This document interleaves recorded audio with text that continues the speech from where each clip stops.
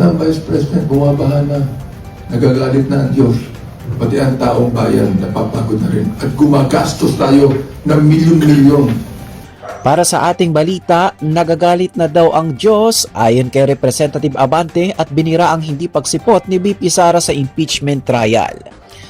Matinding pangbabatikos ang inaabot ni Manila 6th District Representative Benvenido Benny Abante Jr.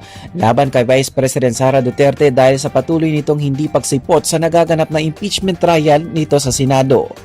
Sa isang press briefing noong Lunes, Agosto 17, 2026, matapos ang ikalabi na 6 na araw ng paglilitis, direktang kinwestiyon ni Abante kung saan ang Vice Presidente habang humaharap ang bansa sa matitinding pagbaha at habang gumagastos ang pamahalaan ng milyon-milyong buwis para sa paglilitis.